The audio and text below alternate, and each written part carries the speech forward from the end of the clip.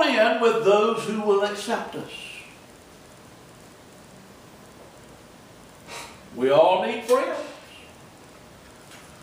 We all need fellowship with others. God created us as social beings.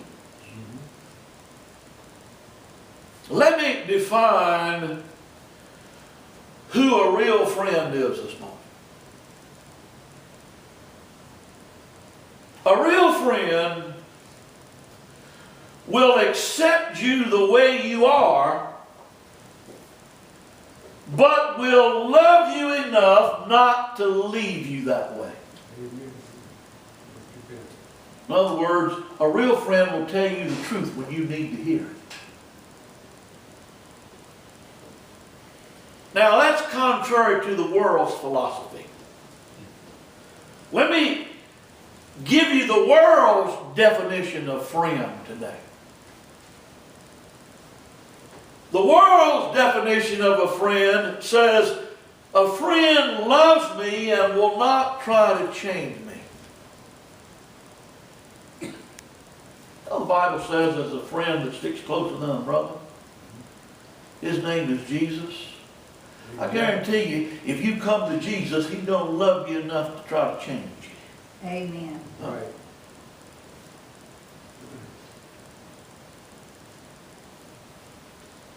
I'd suggest to you, Whitney Houston could have used a few good friends in her life. There you go. She needed somebody to tell her that she had a problem and she needed some help.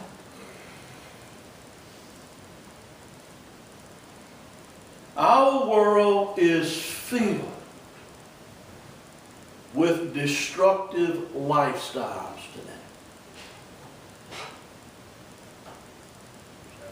And the world's attitude is, it's none of your business what I do. It's the world's attitude. Listen, if you're my friend, if you're part of this church, then God has made me your business and has made you my business. Love one another. Because He's called me to love you. Amen. Amen. My responsibility is to God to try and make a difference in your life. You know, I find myself warning people all the time. Not just here, not just out there, everywhere I go. Warning. Me too. Warning people. And the vast majority of them refuse to listen. Exactly. They don't want to hear. They'll avoid you. They'll evade you. They'll quit coming to church.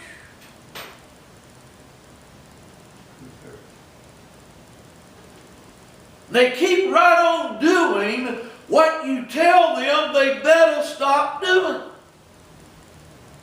You're just like a 2-year-old who wants to put that hand on the stove every time Mama's cooking. Mama keeps slapping that hand. Slapping that hand.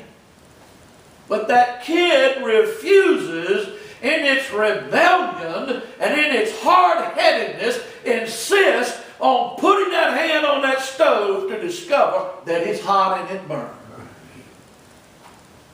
You know, adults can be just like that. Exactly. We can be just as stubborn and just as hard-headed as a 2-year-old child.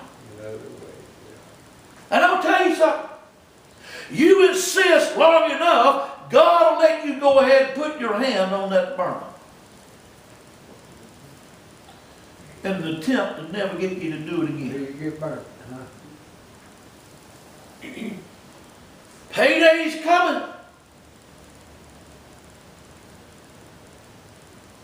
You're going to always fall short when it gets there. Young people, you better be careful who you hang around with. Because they're going to have a profound effect upon your future. Many professing Christians desire the world's approval. Let me say to you this morning. You know, Jesus Christ delivered me from a hellish nightmare that I never want to experience again. And when He delivered me from that nightmare, we made an agreement.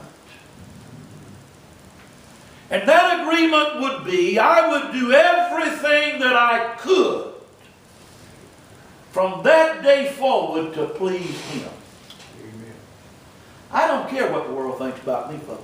Amen again. I'm not interested in pleasing the world. I'm interested in pleasing the one who delivered me from death, hell, and the grave. And if the consequence of me obeying and pleasing God just so happens to be the rejection of the world, then so be it, because they rejected Him also. Exactly. Praise God. Amen. A real friend will tell you the truth. Yeah. How many people in life make bad decisions while so-called good friends stood by and said nothing? Uh-huh.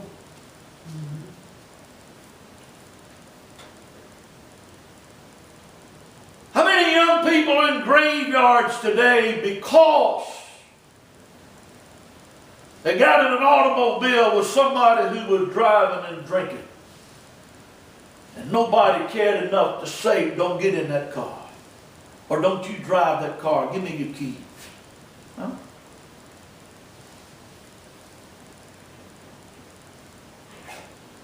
How many young people are in graves this morning because somebody didn't love them enough to tell them, don't drink that, don't smoke that, because they didn't think it was any of their business? People make poor decisions every day. And a real friend will warn you about doing what is wrong. A real friend will love you enough to tell you the truth. You know, there's a lot of preachers standing in pulpits this morning who will not tell people the truth for fear of offending them, making them angry.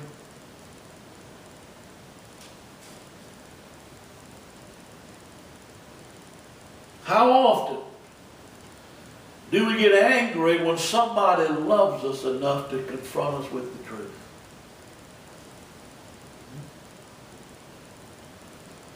A real friend is somebody who loves you. And they're more concerned about what's best for you than they are being accepted by you.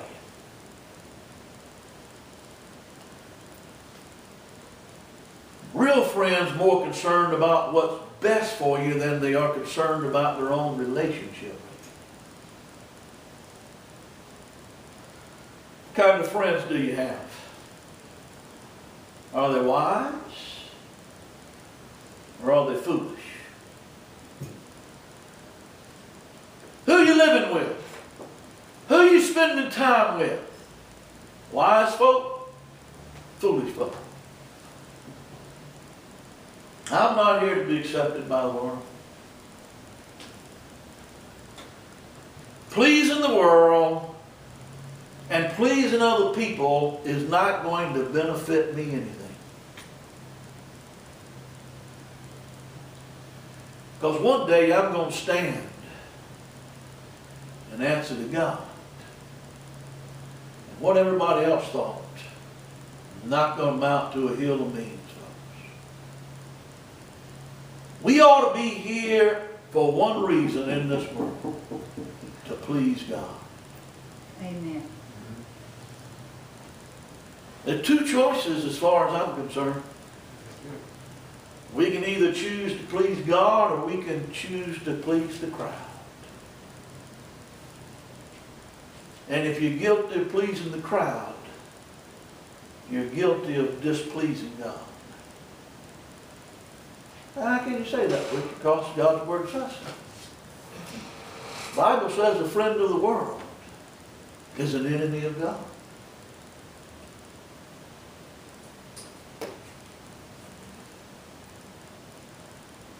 I made my choice. Fools have nothing to offer me. I've tasted what they have to offer. A real friend will tell you the truth. And the company that you keep is going to have a profound effect upon your behavior. Last this morning, sometimes the best thing you can do is step away from an unhealthy relationship. Amen. True.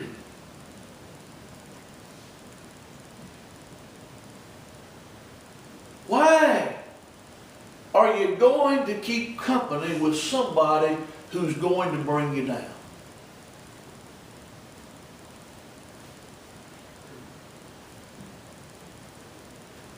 Who's in control of your life?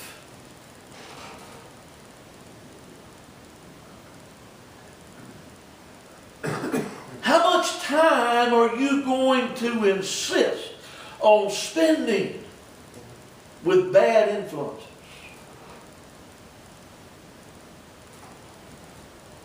Bad decisions is what brings people down. Bad decisions is what destroys people's lives.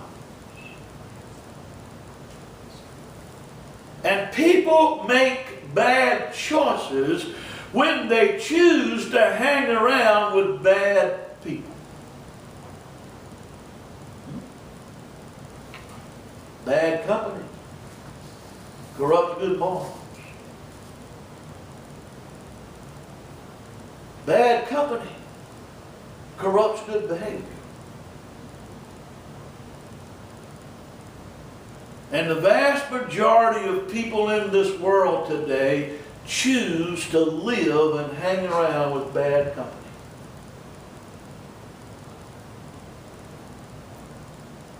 The sad part of it is far too many Christians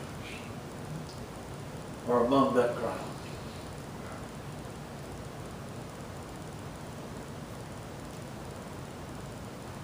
Far too many Christians spending time watching bad movies. They keep company with bad movies. Far too many professing Christians keeping company with bad musicians.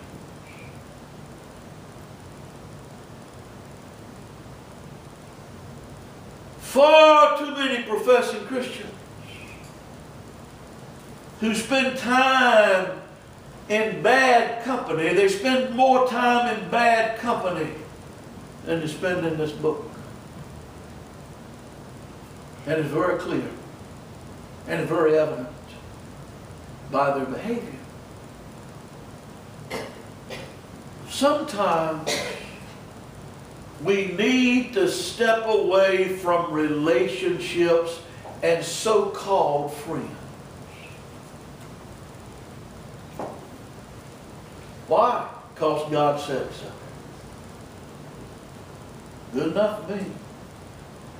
I learned a long time ago, God knows what He's talking about. Amen.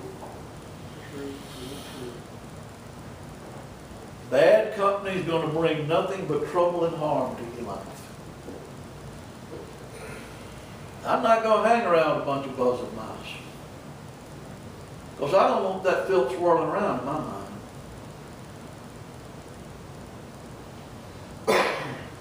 I don't want to hear it.